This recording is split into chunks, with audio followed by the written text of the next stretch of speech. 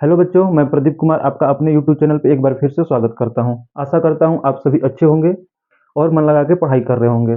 हम लोग क्लास 10 का मैथ पढ़ रहे हैं और क्लास 10 के मैथ में हम लोगों ने प्रश्नावली 1.1 को बहुत ही अच्छे तरीकों से पढ़ा है। ठीक है, तो हम लोग आज स्टार्ट करने वाले हैं प्रश्नावली 1.2 को। और 1.2 को स्टार्ट करने से पहले हम लोग उसके बारे में जो सॉल्व एग्जाम्पल दिया गया उसको सॉल्व करते हैं। ठीक है, तो फिर आइए स्टार्ट करते हैं प्रश्नावली 1.2 के सॉल्व एग्जाम्पल को। अब देखो बेटा, हम लोगों को जो इसमें पढ़ना है प्रश्नावली 1.2 में, उसमें हम लोगों को पढ़ना है क्या? अपरिमेय संख्या। अपरिमेय संख्या सभी संख्याओं के बारे में आपको बता दिया गया है। अपरिमेय संख्या के बारे में थोड़ी सी जानकारी ले लीजिए कि अपरिमेय संख्याएं क्या होती हैं। तो अपरिमेय संख्याएं वे संख्या होती हैं जिसको क्या करते हैं हम लोग पी बट्टे क्यू के रूप में नहीं लिख सकते हैं। ठीक है, पी बट्टे क्यू के रूप में नहीं लिख सकते, उसे हम लोग क्या कहते हैं? अपरिमेय संख्या कहते हैं। ठीक, अब हम लोगों को यहाँ पे पढ़ना है कि अपरिमेय संख्याओं को सिद्ध करना है कि सिद्ध करिए कि अपरिमेय संख्याएं हैं। जैसे कोई संख्या दे देगा आपको कि √2 √3 इस प्रकार से संख्या दे देगा और कहेगा कि सिद्ध कीजिए कि ये अपरिमेय संख्याएं हैं। उसके लिए हम लोगों को एक प्रमेय यहाँ पे काम में आने वाला है। प्रमेय देखिए यहाँ पे ऊपर दिख रहा है आपको। ये प्रमेय कहता है कि यदि मान लीजिए कि p एक अभाज्य संख्या है। क्या है प्रमेय आपका? देखिए ध्यान से कि p एक अभाज्य संख्या है तो p a स्क्वायर को, यदि p a स्क्वायर को विभाजित करती है तो p a को भी विभाजित करेगी। ठीक है, जहां ए आपका क्या है? तो जहां ए एक धनात्मक पूर्णांक है, जहां ए क्या है आपका? एक धनात्मक पूर्णांक है। अब इसका कहने का मतलब देखिए क्या है, कह रहा है कि जहां मान लीजिए कि p एक अभाज्य संख्या है और p ए स्क्वायर को विभाजित करती है। किसको? p ए स्क्वायर को। जैसे हमने लिया ए स्क्वायर, ए की जगह पे मान लीजिए क्या लिया? 10। ए बराबर हमने क्या ले लिया? 10। ठीक है, अब ए बराबर हमने क्या लिया कि ए बराबर 10 लिए हैं, तो 10 का स्क्वायर कितना होगा? ए स्क्वायर अगर कहें आप तो ए का स्क्वायर अर्थात 10 का स्क्वायर कितना हो जाएगा? 100। ठीक है, 10 का स्क्वायर कितना होगा? 100। अब p एक जो अभाज्य संख्या है, p कैसी है? अभाज्य संख्या है। तो अभाज्य संख्या में क्या हो सकता है? जैसे 2 ले लिया गया या फिर 5। पहले 2 को लीजिए। जैसे p बराबर अपने के लिए लिया 2, अगर ये 2 100 को विभाजित करेगी तो ये श्योर है कि जो 2 है वो 10 को भी विभाजित करेगी। ठीक है, यही कहने का मतलब है कि p एक अभाज्य संख्या है और p यदि ए स्क्वायर को विभाजित करती है तो p ए को भी विभाजित करेगी। जैसे अगर 2 लिया, 10 का यदि आप अभाज्य गुणनखंड निकालते हो 10 का, तो 2 से 5 बार में जाएगा और 5 से 1 बार में जाएगा ना। तो यदि 2 और 5 आपको दो अभाज्य संख्याएं मिले, तो यदि 2 जो है कौन? 2 यदि 100 को विभाजित करती है, मतलब ए स्क्वायर को विभाजित करती है, बिल्कुल कर ही देगी। कितनी बार में करेगी? 50 बार में। तो ये जो 2 है यह किसको? 10 को भी विभाजित करेगी। जो 2 है ये 10 को भी विभाजित करेगी। इसका मतलब ये होगा ना कि ये जो 2 है ये 100 के भी गुणनखंड में आएगा और 10 का गुणनखंड करोगे तो उसमें भी ये सम्मिलित होगा। ठीक है, ये बात ध्यान से सुनिएगा कि यदि 2 100 को विभाजित कर रही है तो इसका मतलब कि 100 2 का एक गुणनखंड है, और 100 को जब ये विभाजित कर रही है तो ये 10 को भी विभाजित करेगी, और जब ये 10 को विभाजित करेगी तो इसका मतलब यह हुआ कि जो 2 है वो क्या है? 10 का भी एक गुणनखंड है। इसी तरह से अगर आप अभाज्य संख्या 5 को लेते हो तो यदि 5 जो है कि 100 को विभाजित करता है, बिल्कुल करेगा 20 बार में। तो इसका मतलब ये हुआ कि यदि प्रमेय के अनुसार 5 100 को विभाजित करता है तो 5 किसको? 10 को भी विभाजित करेगा। और मोटी मोटी बात ये समझा जाए कि यदि 5 100 को विभाजित करता है तो 5 10 को भी विभाजित करेगा। इसका मतलब ये होगा कि जो 5 है ये 100 का भी एक गुणनखंड है। 100 का जब आप गुणनखंड करोगे तो उसमें 5 आएगा। 2 और 5 आपका क्या है यहाँ पे कि 2 और 5 100 के एक गुणनखंड है। ठीक है, मतलब कि 100 को आप लिख सकते हो ना 2 गुणे 50 के रूप में, या फिर इसी को लिखा जा सकता है 5 गुणे 20 के रूप में। इसका मतलब यह हुआ ना कि जो 2 है 100 का एक गुणनखंड है और जो 5 है वो क्या है? 100 का एक गुणनखंड है। ठीक है, मतलब कि जो 2 और 5 है 100 के भी गुणनखंड है और 10 के भी गुणनखंड है। 100 को भी ये विभाजित करेंगे 2 और 5, और 2 और 5 जो है कि 10 को भी विभाजित करेंगे। एक एग्जांपल और ले लेते हैं आपको समझाने के लिए। जैसे देखिए यहाँ पे, जैसे मान लीजिए लिया गया है कोई संख्या है 6 और 6 का क्या लिया गया है? स्क्वायर। 6 का स्क्वायर कितना होगा? 36। यदि 36 को 2 विभाजित करता है, कौन? 2 36 को विभाजित करता है, तो जब ये इसको विभाजित करता है तो श्योर है कि 2 6 को भी विभाजित करेगा।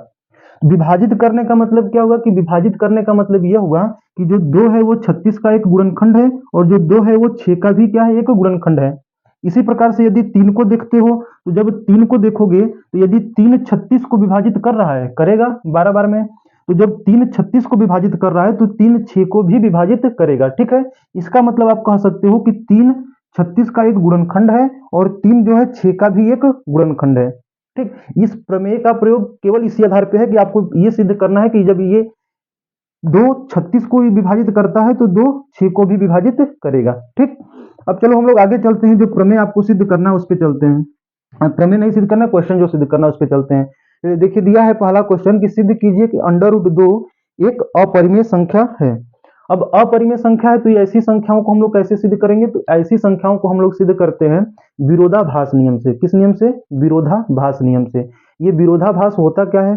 तो विरोधाभास जो नियम है ये नियम है कि यदि वो कहेगा कि परिमेय संख्या है तो अपरिमेय है तो आप मानोगे कि परिमेय है, यदि परिमेय कहेगा तो आप उसको मानते हो अपरिमेय, मतलब जो भी कहेगा उसका आप उल्टा मानते हो ना, ये होता है विरोधाभास नियम।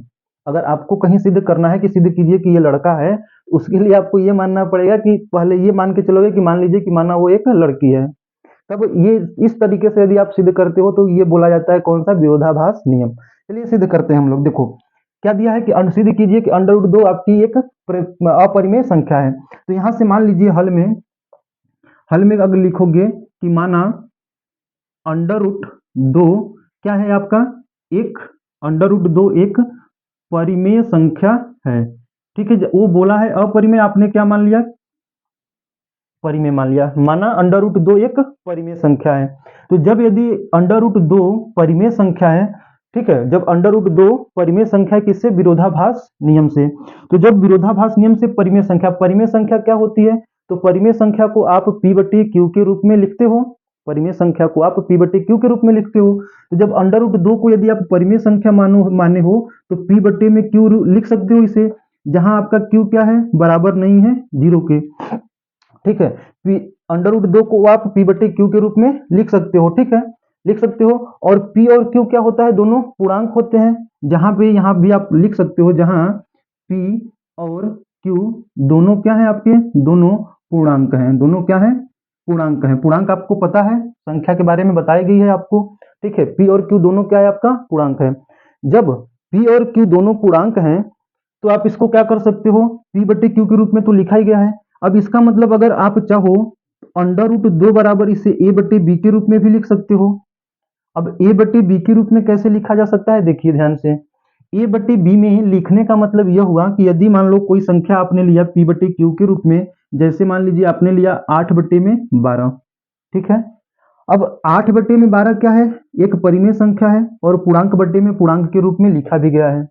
Q का मान 0 भी नहीं है। ठीक है, अर्थात ये परिमेय संख्या है। लेकिन यहाँ पे इन दोनों में कोई उभयनिष्ठ है ना, तो अगर इसको काटते हो 4 से, तो 4 से काटोगे तो 4 दूना के 8 और 4 तियां 12। अब आपको क्या मिला? 2/3। क्या मिल गया? नई संख्या या नई परिमेय संख्या क्या मिली? 2/3। अब 2/3 में कोई कॉमन दिख रहा है आपको जिससे ये दोनों संख्याएं कटेगी? बोलेंगे नहीं। अब इसमें तो कोई कॉमन दिख नहीं रहा है, अर्थात ये 2 और 3 कैसी संख्याएं हो गई? तो 2 और 3 आपकी कैसी संख्या हो गई? सह अभाज्य संख्या, मतलब कि जिसमें कोई उभयनिष्ठ नहीं है। तो इसी प्रकार से आप इसको भी लिख सकते हो ना कि यदि दोनों पूर्णांक है उभयनिष्ठ, यदि P और Q में दोनों उभयनिष्ठ है तो आप उसको काटने के बाद, सरल करने के बाद √2 बराबर A/B के रूप में लिख सकते हो। ठीक है, बड़े ध्यान से समझिएगा, अगर एक समझ लोगे तो उसके बाद आप इसमें सभी क्वेश्चन कर लोगे। ठीक है, यदि √2 को P/Q के रूप में लिख रहे हो और जहां P और Q दोनों पूर्णांक हैं, तो यहाँ पे आप चाहो तो सम्मिलित कर सकते हो कि यदि P और Q में कोई उभयनिष्ठ है, कोई संख्या उभयनिष्ठ है, तो उसे आप इस तरीके से भी लिख सकते हो सरल करके, √2 बराबर A/B। ठीक है, अर्थात यहाँ पे क्या है? जहां A और B सह अभाज्य संख्या है। कैसी संख्या है? A और B सह अभाज्य संख्या है। सह अभाज्य संख्या का मतलब क्या होता है? अपनी कॉपी में चाहो तो आप लिख लो, सह अभाज्य संख्या का मतलब होता है, या तो आप यहाँ पे ये भी लिख सकते हो या ये भी लिख सकते हो कि A और B में कोई उभयनिष्ठ नहीं है। A और B में कोई उभयनिष्ठ नहीं है। ठीक है, अब इसमें से जो भी आप चाहो वो लिख सकते हो, इसको या इसको, दोनों को।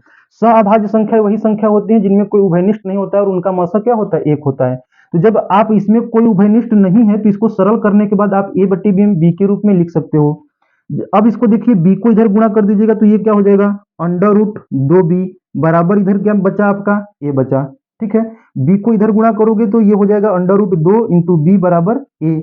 अब इसका क्या करिए कि दोनों पक्षों का आप क्या कर दीजिए वर्ग कर दीजिए, एक पक्ष लेफ्ट हैंड साइड और एक राइट हैंड साइड। ठीक है, तो आप क्या करोगे दोनों पक्षों का वर्ग कर दीजिए, दोनों पक्षों का वर्ग करने पर, अब जब दोनों पक्षों का वर्ग कर दीजिएगा, दोनों पक्षों का वर्ग करने पे तो आपको यहाँ पे क्या मिल जाएगा 2b² बराबर क्या मिल जाएगा a²।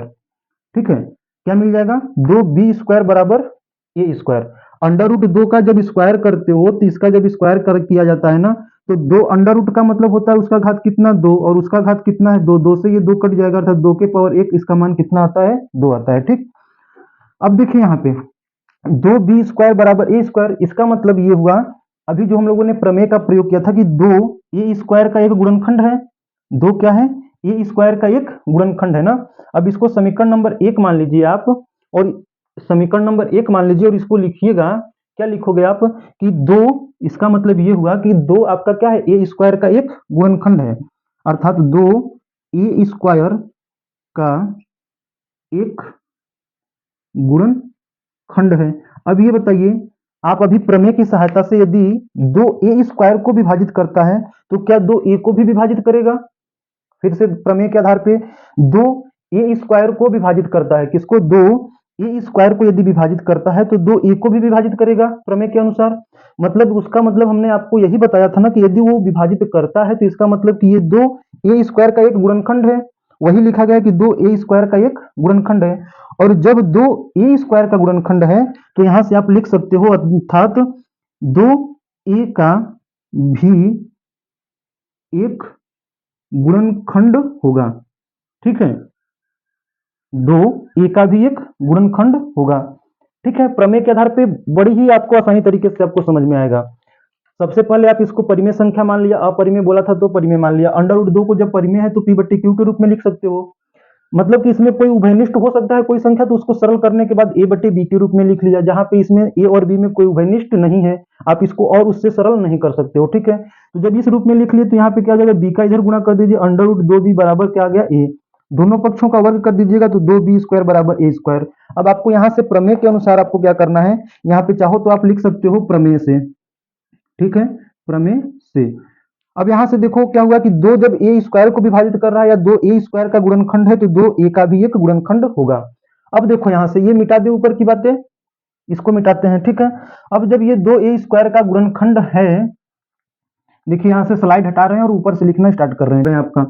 अब इधर देखो जब यहां तक आ गया तो इसका मतलब कि 2a का एक गुणनखंड है, तो इसका मतलब क्या हुआ कि आप इसको इस तरीके से लिख सकते हो, क्या लिख सकते हो कि a बराबर 2k, a बराबर 2k के रूप में लिखा जा सकता है। यह बोलिए, इसको समीकरण नंबर 1 मान ही लिए हो। अब इसको बताइए कि 2 बराबर a बराबर 2k के रूप में लिखा जा सकता है। अब इसको कैसे लिखा जा सकता है ये देखिए, a बराबर 2k, जहां आप मेंशन कर सकते हो कि जहां k क्या है आपका एक पूर्णांक है, जहां k एक पूर्णांक है। ठीक है, अब देखो कैसे लिख सकते हो, यदि इधर दिखाई दे रहा है ना 2 से a को भाग दिया जाएगा, यदि 2a² का गुणनखंड है तो इसका मतलब कि 2 से आप भाग दीजिएगा a को तो ये कुछ संख्याओं से जाएगा और जाने के बाद यहाँ पे शेषफल क्या बचेगा 0।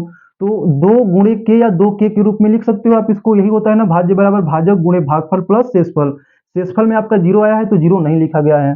ठीक है, जैसे यदि 2 को आप 6 से भाग दे रहे हो 3 बार में जाता है तो ये क्या आ जाता है 6 आ जाता है और यहाँ पे शेषफल कितना आता है 0 आता है। तो इसको लिख सकते हो कि यदि आप इसको अगर लिखना चाहो तो 6 बराबर 2 गुणे 3 लिख सकते हो, लिख सकते हो। अब जब 6 बराबर 2 गुणे 3 लिख सकते हो तो इसी तरह a बराबर 2k भी लिखा जा सकता है। अब देखिए यहां से जब a बराबर 2k लिखा जा सकता है तो क्या करिए कि a का मान समीकरण 1 में रख दीजिए, किसमें समीकरण 1, यहाँ पे माने है ना समीकरण 1 में रखने पर, जब समीकरण 1 में रखिएगा तो समीकरण 1 क्या है 2b² बराबर a की जगह पे आप क्या रखोगे 2k, इसका स्क्वायर हो जाएगा। हल करने पे आपको क्या मिलेगा 2b² बराबर 4k² हो जाएगा। 2 से ये कट जाएगा, 2 1 कम 2, 2 दूना के 4, अर्थात ये हो जाएगा आपका b² बराबर 2k²। ठीक है, अब देखो यहाँ पे यदि दो के स्क्वायर, इसका मतलब ये हुआ फिर से प्रमेय के अनुसार कि यदि दो बी स्क्वायर का एक गुणनखंड है, यहां से लिखोगे कि दो बी स्क्वायर का एक गुणनखंड है। ठीक है, किसके अनुसार? तो प्रमेय के अनुसार, प्रमेय से दो के स्क्वायर अर्थात बी स्क्वायर को आप लिख सकते हैं दो गुणा के स्क्वायर। ठीक है, इसका मतलब ये हुआ कि दो बी स्क्वायर का क्या है? गुणनखंड है। और जब दो बी स्क्वायर का गुणनखंड है तो आप प्रमेय में क्या पढ़े थे कि जब दो बी स्क्वायर को विभाजित कर रहा है तो दो ए को भी विभाजित करेगा ना, तो दो बी का भी एक गुणनखंड होगा। तो यहां से कह सकते हो कि तो बी ए का भी एक गुणनखंड, बी का भी एक गुणनखंड होगा। ठीक है, गुणनखंड होगा। यहां तक बातें समझ में आ रही हैं? बिल्कुल अच्छे तरीके से केवल एक एग्जांपल समझ लीजिए, उसके बाद आप सभी क्वेश्चन आराम से कर लोगे। बी, दो बी का भी गुणनखंड होगा। अब इसका गुणनखंड होगा तो इसका मतलब ये हुआ कि जब देखो जब ये इसका एक गुणनखंड हुआ तो क्या होने वाला है? यहां से दो ए का भी गुणनखंड था, इधर नीचे हम लोगों ने लिखा था कि दो ए का भी गुणनखंड था, और दो किसका था? तो दो बी का भी गुणनखंड आ गया। अर्थात आप यहां से कह सकते हो ना, अर्थात दो ए और बी का, बी ए और बी दोनों का गुणनखंड है, ए और बी दोनों का उभयनिष्ठ गुणनखंड है। ठीक है, उभयनिष्ठ गुणनखंड है। कह सकते हो आप कि जब दो ए को भी विभाजित कर रहा है और दो बी को भी विभाजित कर रहा है तो इसका मतलब ये हो गया कि जो दो है ए और बी दोनों का उभयनिष्ठ गुणनखंड होगा। ठीक है, लेकिन आप लोगों को याद होगा आप लोगों ने मान क्या रखा था कि अंडर रूट दो बराबर ए बटे में बी, पी बटे में क्यू को सरल करने के बाद अंडर रूट दो बराबर ए बटे में बी मान रखा था हम लोगों ने, जहां पर ये कहा गया था कि ए और बी में कोई उभयनिष्ठ गुणनखंड नहीं है। लेकिन यहाँ पे क्या आ गया कि जो ए और बी है उसमें हमारा क्या आ गया? दो उभयनिष्ठ गुणनखंड आ गया। ए और बी में क्या आ गया? ए उभयनिष्ठ गुणनखंड, ए और बी में आपका क्या आ गया? ए और बी में ए उभयनिष्ठ गुणनखंड आ गया। तो जब दो दोनों जगह उभयनिष्ठ गुणनखंड है, ठीक है, दो क्या है? एक उभयनिष्ठ गुणनखंड, दोनों का उभयनिष्ठ गुणनखंड है, अर्थात यह क्या है? हमारी एक विरोधाभास है ना, जो कि क्या है बेटा? एक विरोधाभास है। दोनों का उभयनिष्ठ गुणनखंड है, हम लोगों ने मान रखा था कि ए और बी का उभयनिष्ठ गुणनखंड नहीं है, तो यहां से लिखोगे कि ए और बी दोनों का उभयनिष्ठ गुणनखंड है, जो कि एक विरोधाभास है। क्या है? जो कि एक विरोधाभास है, जिसका कारण क्या है? जिसका कारण हमारी गलत परिकल्पना है। आपने गलत मान रखा था, जिसका कारण हमारी गलत परिकल्पना है। ठीक है, जिसका कारण हमारी गलत परिकल्पना है। ठीक है, इसी गलत परिकल्पना, क्यों गलत परिकल्पना है? क्योंकि हमने पहले ही मान लिया था कि अंडर रूट दो एक परिमेय संख्या है, यही ना हम लोगों ने मान रखा था विरोधाभास के कारण। और जो दो है, ए का भी गुणनखंड हो गया, बी का भी गुणनखंड हो गया, अर्थात दो ए को भी विभाजित कर रहा है और दो बी को भी विभाजित कर रहा है। तो जब दो ए को और बी को दोनों को विभाजित कर रहा है, इसका मतलब कि ये दोनों का क्या हो गया? उभयनिष्ठ गुणनखंड हो गया। अब जब ये उभयनिष्ठ हो गया तो इसका मतलब ये हुआ कि ये हम लोगों का क्या है? एक विरोधाभास है, क्योंकि हम लोग ये मान के चले थे कि ए और बी क्या है? ये सहभाज्य संख्या, इनका कोई उभयनिष्ठ गुणनखंड नहीं है। अर्थात आप लिखोगे नीचे कि अतः, नीचे लिखिएगा अतः अंडर रूट दो एक अपरिमेय संख्या है। ठीक है, आप लिखोगे अतः अंडर रूट दो एक अपरिमेय संख्या है, और यही आपको प्रूफ करना था, प्रूफ हो गया। ठीक है, सिंपल सी बात है, इसमें ज्यादा केवल आपको प्रमेय का इसमें उपयोग करना है और कुछ नहीं। चलिए अगला एग्जांपल देखते हैं, तो फिर और आपका सरल हो जाएगा ये। ठीक है, अगला एग्जाम्पल क्या है? अगला एग्जाम्पल है कि सिद्ध कीजिए कि अंडर रूट तीन एक अपरिमेय संख्याएं हैं। अंडर रूट तीन एक अपरिमेय संख्या है। अब देखो यहां से सिद्ध कीजिए कि अंडर रूट तीन एक अपरिमेय संख्या है। तो फिर से वही कहानी कि पहले तो आप मान लीजिएगा कि माना, क्या मानिएगा? माना अंडर रूट तीन, हल में यहां पे लिखोगे हल, माना अंडर रूट तीन एक कैसी संख्या है? परिमेय संख्या। अंडर रूट तीन एक परिमेय संख्या है। जब यह परिमेय संख्या है तो अंडर रूट तीन को आप लिख सकते हो पी बटे क्यू के रूप में, लिख सकते हो पी बटे क्यू के रूप में, जहां आपका क्या है? जहां आप क्यू बराबर क्या होता है? जीरो नहीं है। ठीक है, तथा पी और क्यू पूर्णांक है। पी और क्यू क्या है? पूर्णांक है। ठीक है, पी और क्यू क्या है? आपका पूर्णांक है। अब देखो जब ये पूर्णांक है तो क्या इसे पी, चूंकि पी और क्यूब आपके क्या है, पी और क्यूब में कोई उभयनिष्ठ संख्या है, पी और क्यूब में कोई उभयनिष्ठ संख्या है, उभयनिष्ठ संख्या है, तो आप उसको क्या लिख सकते हो, तो आप इसको सरल करने के बाद अंडर रूट 3 बराबर ए बटे बी के रूप में लिख सकते हो। जैसे यदि मान के चलिए मैंने लिया 6 बटे में 12, तो 6 और 12 में यदि कोई उभयनिष्ठ संख्या है तो आप उसको क्या कर सकते हो, 6 और 12 को 6 कम 6, 6 दूना के 12, 1 बटे में 2 लिख सकते हो सरल करने के बाद। अब 1 और 2 में कोई उभयनिष्ठ है नहीं है, तो आप उसको ए बटे में बी कर दोगे, जहां आप क्या करोगे कि जहां ए और बी आपके क्या है, पूर्णांक हैं, ए और बी आपके क्या है, पूर्णांक हैं। अब देखिए यहां से ए बटे में बी, बी को इधर गुणा कर दीजिए, क्या आ जाएगा, अंडर रूट 3b बराबर क्या आ जाएगा, ए। अंडर रूट 3b बराबर क्या आ गया, ए आ गया। अब देखिए यहां से इसको दोनों पक्षों को आप क्या कर दीजिए, वर्ग कर दीजिए।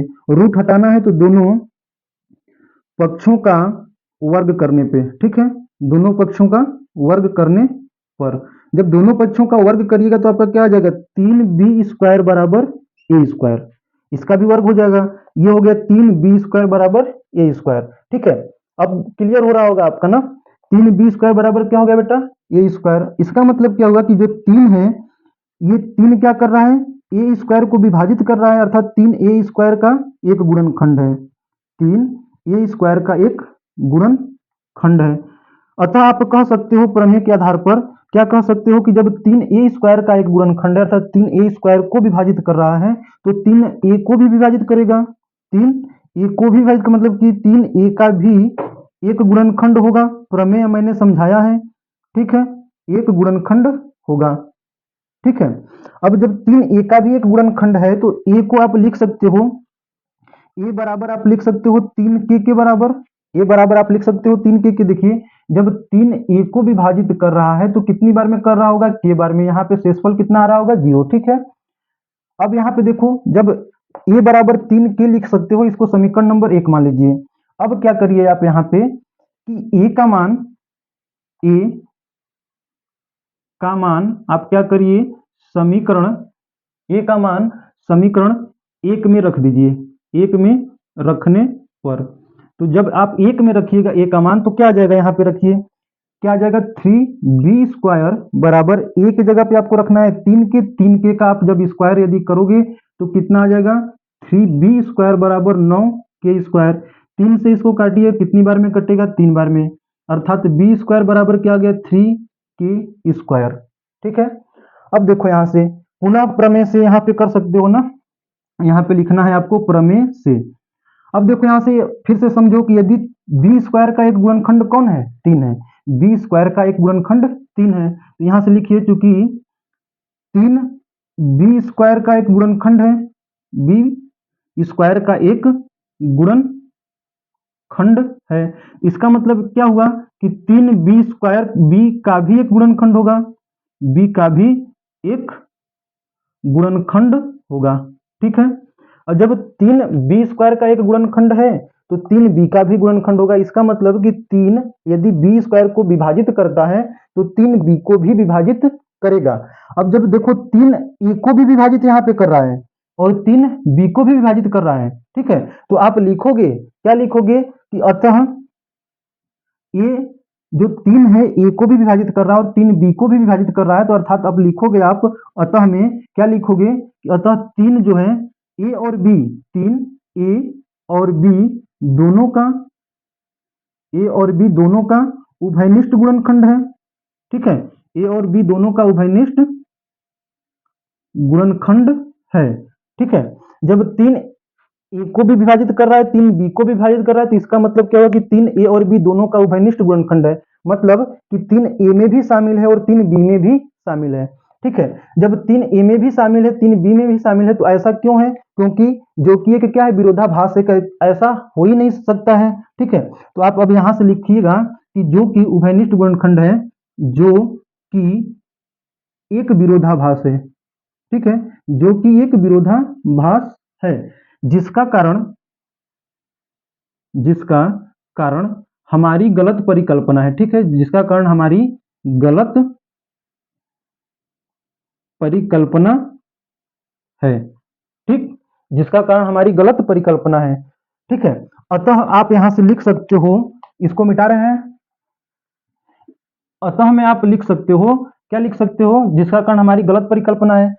क्यों गलत परिकल्पना है? क्योंकि आपने 3 को मान रखा था कि जो अंडर रूट 3 है, ये ए बटे में बी जो है वो क्या है, एक सअभाज्य संख्या है, मतलब कि इसका कोई गुणनखंड नहीं होना चाहिए। लेकिन यहाँ से क्या निष्कर्ष निकल रहा है कि जो 3 है वो ए के साथ भी है और 3 किसके साथ है, बी के साथ भी है। इसका मतलब कि ये होना नहीं चाहिए था, लेकिन हो गया, तो ये क्या है, एक विरोधाभास है। कैसा है? विरोधाभास है। और उसका क्यों विरोधाभास है? क्योंकि हमारी गलत परिकल्पना, ये हमने गलत मान ही रखा था। ठीक है, अब देखिए जो हमारी परिकल्पना है, अतः आप लिखोगे, अतः अंडर रूट 3 एक अपरिमेय संख्या है।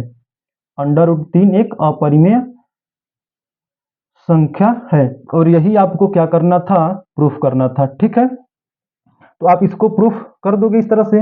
अब देखो, सेम कंसेप्ट इसी तरह चलेगा, किसमें चलेगा, जब अंडर रूट 2 पूछेगा तो आपने कर ही लिया, अंडर रूट 3 पूछेगा तो आपने कर ही लिया। ठीक है, अंडर रूट यदि 5 को दे देगा कि सिद्ध कीजिए कि अंडर रूट 5 एक अपरिमेय संख्या है, सेम इसी तरह से करोगे। अंडर रूट 7 दे देगा, अंडर रूट 11 दे देगा, मतलब इस प्रकार की जो संख्याएं दे देंगी तो आपको सेम इसी तरह से हल करना है। ठीक है, आपका हल हो जाएगा। ठीक है, इस तरीके से आप इन सभी को हल कर सकते हो। ठीक, अब चलिए अगला हम लोग क्वेश्चन पे चलते हैं। अगला आपका एग्जाम्पल दिया है बुक में, उसको देखते हैं। ठीक है,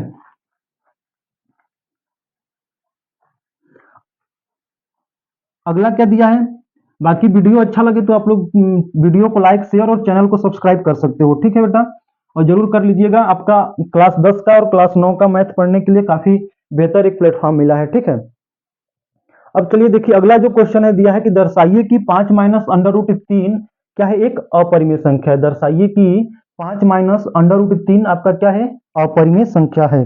अभी तक हम लोग जो पढ़ रहे थे उसमें क्या था कि केवल एक ही दिया था, under root 2, under root 3, under root 5, under root 7, under root 11, इस प्रकार से। लेकिन अब दिया है कि दर्शाइए कि 5 माइनस अंडर रूट 3। अब देखो, 5 माइनस अंडर रूट 3 आपको क्या करना है, अपरिमेय संख्या दिखानी है। मैंने बताया था कि इस प्रकार की संख्याओं को हल करने के लिए हमको उसके विपरीत मानना होगा। ठीक है, गाय है तो भैंस, लड़का है तो लड़की, यदि परिमेय अपरिमेय बोला है तो आपको क्या मानना पड़ेगा, परिमेय मानना पड़ेगा। तो आप यहाँ पे लिखोगे हल में, क्या लिखिएगा, हल में आप लिखोगे, क्या लिखोगे आप कि माना 5 माइनस अंडर रूट 3, माना 5 माइनस अंडर रूट 3 एक कैसी संख्या है, परिमेय संख्या है। कैसी संख्या है, परिमेय संख्या है। जब यह परिमेय संख्या होगी तो क्या आप इसको p बटी क्यू के रूप में लिख सकते हो, बोलिए हाँ या ना। यदि पर 5 माइनस अंडर रूट 3 यदि परिमेय संख्या है तो आप 5 माइनस अंडर रूट 3 को p बटी क्यू के रूप में लिख सकते हो। और जहां आपका क्या होता है, p और q दोनों कैसे हैं, तो दोनों p और q दोनों पूर्णांक हैं। क्या है आपके, p और q दोनों पूर्णांक हैं। अब देखो यहाँ पे, तो p बटे q के रूप में लिख सकते हो। अब देखो यहाँ से हमें जो रूट का रहता है उसको एक तरफ हमें करना होता है, मतलब कि रूट के लिए अलग करने के लिए आपको इधर लाना पड़ेगा। ये हो जाएगा 5 माइनस पी बटे में q बराबर क्या आ गया, आपका अंडर रूट 3 आ गया। ठीक है, 5 minus under P 5 minus P बटे में q बराबर अंडर रूट 3। ठीक है, अर्थात आप इसको लिख सकते हो 5 minus Q minus 5 into Q, 5 into Q minus P बटे में क्यूब बराबर अंडर रूट कितना आ गया, 3। अब क्या आपको पता है कि p और q आप दोनों ने इस दोनों को क्या माना था, पूर्णांक माना था। और आप जानते हो कि यदि पूर्णांक में से पूर्णांक घटाएंगे तो क्या आता है, पूर्णांक आता है। ठीक है, पूर्णांक में से पूर्णांक को यदि जोड़ा जाए कुछ या घटाया जाए तो आपका क्या आएगा, पूर्णांक। जैसे यदि 3 में यदि आप 2 जोड़ोगे तो क्या आएगा, 1, 1 भी आपका पूर्णांक है। या जोड़ दीजिए तो कितना आएगा, 5 आएगा, ये भी क्या है, एक पूर्णांक है। गुणा कर दीजिए तो भी क्या आ जाएगा, 6 आएगा, और यह भी क्या है, एक पूर्णांक है। तो पूर्णांक में 5 से गुणा करने पे पूर्णांक मिलेगा, पूर्णांक में से कोई पूर्णांक आप घटाओगे तो आपको पूर्णांक ही मिलने वाला है। और नीचे क्यों क्या है, तो पूर्णांक ही है। अर्थात आप अंडर रूट 3 को क्या कर सकते हो, लिख सकते हो क्या, पूर्णांक बटे में पूर्णांक के रूप में लिख सकते हो, पूर्णांक बटे में पूर्णांक के रूप में लिख सकते हो। और जब पूर्णांक बटे में पूर्णांक के रूप में लिख लोगे तो इसका मतलब होगा कि अतः आपने क्या निकाल दिया यहाँ से कि अंडर रूट 3 क्या हो गया, एक परिमेय संख्या हो गया। अंडर रूट 3 एक परिमेय संख्या है। जब अंडर रूट 3 को आप पूर्णांक बटे पूर्णांक के रूप में लिख सकते हो तो इसका मतलब ये होगा कि अंडर रूट 3 क्या है, आपकी एक परिमेय संख्या है। और ये अपरिमेय संख्या है आई क्यों, अंडर रूट 3 परिमेय संख्या आई क्यों, क्यों आई, जो कि क्या है, यहां से तो दिख नहीं रहा होगा, तो यहां से आप यहाँ पे कंटिन्यू कर सकते हैं, ठीक है। अतः अंडर रूट 3 एक परिमेय संख्या है आपकी, फिर वही लिखोगे जो कि एक विरोधाभास है, जो कि एक विरोधाभास है, जिसका कारण हमारी गलत परिकल्पना है, हमारी गलत परिकल्पना है, ठीक है, जिसका कारण हमारी गलत परिकल्पना है, ठीक है। अब देखो यहाँ पे, अब जब ये गलत परिकल्पना है तो इसका मतलब क्या हुआ, अतः जैसे हम लोग सेम करते थे, अतः 5 माइनस अंडर रूट 3 क्या है, एक अपरिमेय संख्या है, ठीक है। अतः 5 माइनस अंडर रूट 3 एक अपरिमेय संख्या है। इधर दिख नहीं रहा है क्या, चलो हम बोल देते हैं, आप लिख लीजिएगा, हमारी गलत जो कि एक विरोधाभास है, जिसका कारण हमारी गलत परिकल्पना है, अतः 5 माइनस अंडर रूट 3 एक अपरिमेय संख्या है, ठीक है, एक अपरिमेय संख्या है, और यही आपको सिद्ध करना था, ठीक है, और ये सिद्ध आपने कर दिया। तो जो under root 2, under root 3, under root 5, under root 7, under root 11 इस प्रकार के क्वेश्चन देगा, तो जैसे हम लोग पीछे किए थे 2 एग्जाम्पल, उस तरह से करेंगे। इस प्रकार से देगा तो आप उसको मान लोगे कि एक परिमेय संख्या है। जब परिमेय संख्या है तो उसे पी बट्टी क्यू के रूप में लिखा जा सकता है। अब देखो यहां से, जब इसे पी बट्टी क्यू के रूप में लिखा जा सकता है, और पी और क्यू क्या है, दोनों पूर्णांक हैं। अब जिस पे रूट लगा होगा, जो संख्या रूट लगी होगी, उसको एक तरफ करने के बाद बाकी को दूसरी तरफ पक्षांतर कर लीजिएगा। तो अंडर रूट 3 को इधर लेकर के आए और पी माइनस क्यू को इधर लेकर आए, तो पी 5 माइनस पी बट्टी में क्यू बराबर क्या आ गया, प्लस का अंडर रूट 3। यहां तक तो कहानी सेम है जैसे हम लोग उसमें करते थे। उसके बाद यहां से हम लोग क्या दिखा दिए कि पूर्णांक में से पूर्णांक को घटाएंगे तो पूर्णांक भी मिलेगा, और ये तो पूर्णांक है ही। इसका मतलब कि अंडर रूट 3 बराबर आप क्या कर सकते हो, पूर्णांक बटे में पूर्णांक लिख सकते हो। अतः अंडर रूट 3 आपका क्या है, एक परिमेय संख्या है। और परिमेय संख्या अंडर रूट 3 क्यों आई, क्योंकि जो कि आपका क्या है, एक विरोधाभास है, क्योंकि अंडर रूट 3 एक परिमेय संख्या नहीं है, जिसका कारण हमारी क्या है, गलत परिकल्पना है। अतः 5 माइनस अंडर रूट 3 एक अपरिमेय संख्या है, ये आपको सिद्ध करना था, ठीक है। ठीक है, फिर आगे हम लोग देखते हैं, अगला कोई एग्जाम्पल है आपके बुक का। इसमें दिया है कि दर्शाइए कि 2 अंडर रूट 3 एक अपरिमेय संख्या है। तो सेम इसको इसी तरह करेंगे जैसे अभी ये क्वेश्चन किया था, ठीक है। दर्शाइए कि 2 अंडर रूट 3 एक अपरिमेय संख्या है। अब देखो 2 अंडर रूट 3 को, 2 अंडर रूट 3 को अपरिमेय संख्या आपको दर्शाना है, तो पुनः आप क्या करोगे, पुनः आपको क्या करना है, इधर पुनः आपको करना है कि माना हल में आप लिखिएगा, हल कि माना 2 अंडर रूट 3 जो बोलेगा उसके विपरीत, अपरिमेय बोला है तो उसका विपरीत क्या, परिमेय।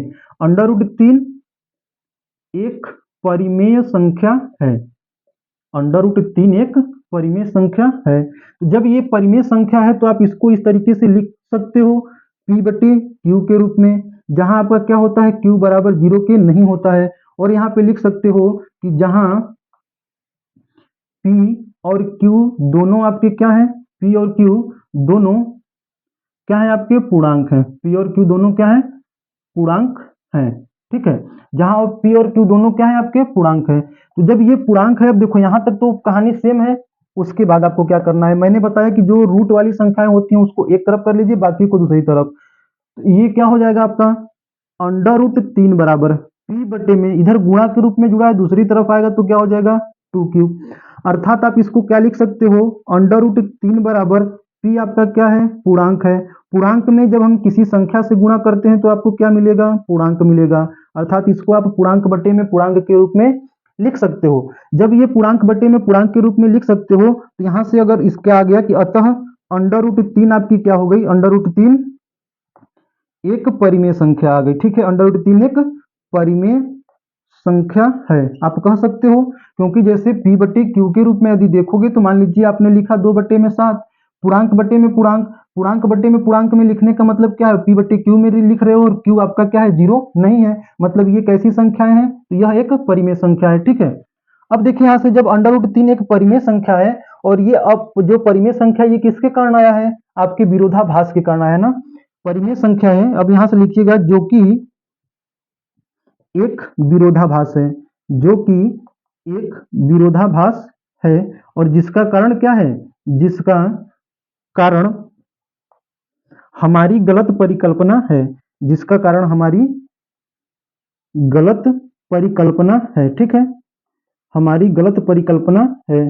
अतः यहाँ पे लिखिएगा, अतः 2 अंडर रूट 3 एक अपरिमेय संख्या है ना, 2 अंडर रूट 3 एक अपरिमेय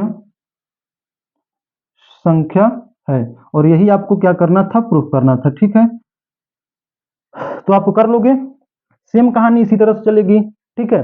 फिर हम लोग कल मिलते हैं अगले चैप्टर के लिए। इसमें प्रश्नावली 1.2 जो नया सत्र है 2023-24 के आधार पे, उसमें जो प्रश्नावली दी गई है उसकी प्रश्नावली के आधार पे 1.2, यदि आप पिछले सत्र का बुक देख रहे होंगे तो उसमें 1.3 में दिया है ये बातें, ठीक है। तो हम लोग कल देखेंगे इस पे एग्जाम्पल। बाकी अगर वीडियो अच्छा लगा हो तो वीडियो को लाइक, शेयर और सब्सक्राइब चैनल को जरूर करिएगा। बाकी हाँ, आपके लिए एक खास तोहफा है ना, आप लोग संडे की क्लास जरूर देखा करिए।